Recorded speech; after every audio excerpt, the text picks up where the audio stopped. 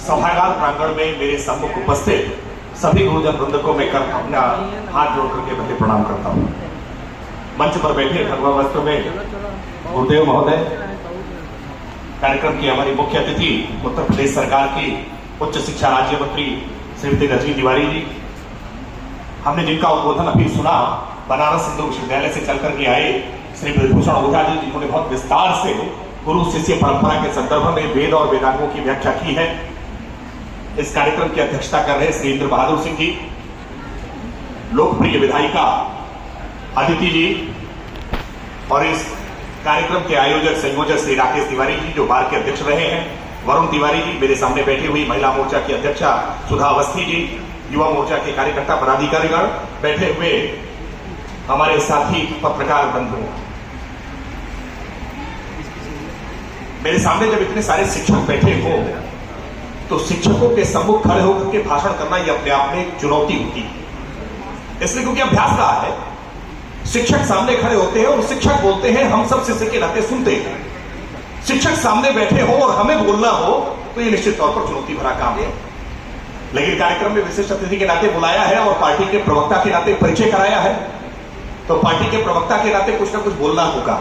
लेकिन निश्चित रहिए, कार्यक्रम चूंकि लंबा चलने वाला है, सम्मान की श्रृंखला लंबी है और इस कार्यक्रम का आयोजन भी सम्मान के लिए है, तो इसलिए लंबे भाषण नहीं, प्रवक्ता के नाते छोटी टिप्पणियों करने का अभ्यास है, तो छोटी छोटी टिप्पणियां करके अपनी बात खत्म करूंगा। क्योंकि हमारे मुख्य वक्ता जी ने बहुत सारी बातें विस्तार से कही।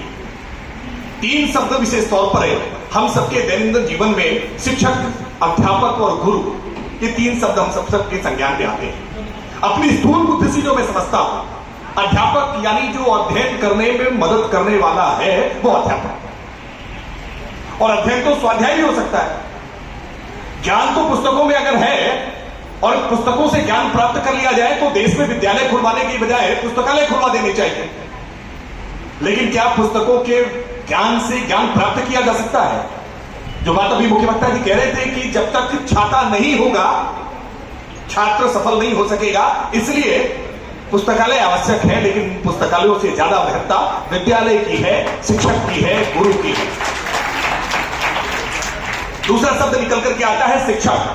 शिक्षक यानी सिखाने वाला, जो बताएगा कि सही क्या है और गलत क्या है।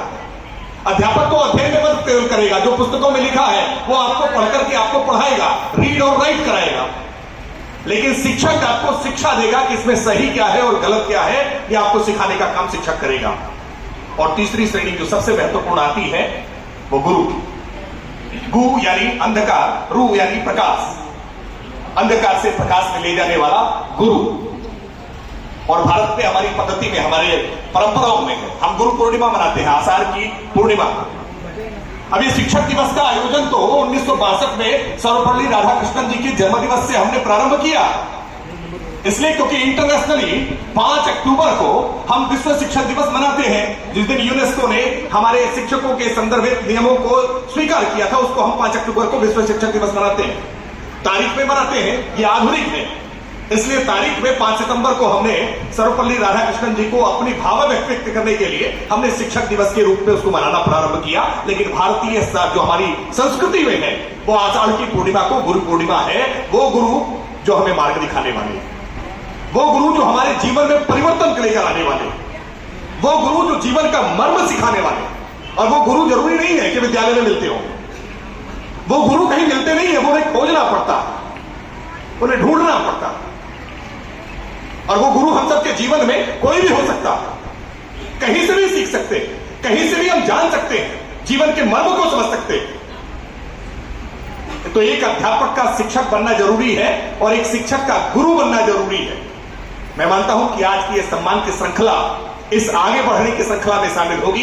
ये सम्मान हमें इस दायित्व बोध को और बढ़ाने का काम करेगा कि अध्यापक शिक्षक की ओर अग्रसरित हो, शिक्षक गुरु की ओर अग्रसरित हो, ताकि ये समाज समृद्धता की ओर अग्रसरित हो। मैं इतनी बात के साथ अपनी वाणी को विराम दूंगा। बहुत बहुत धन्यवाद।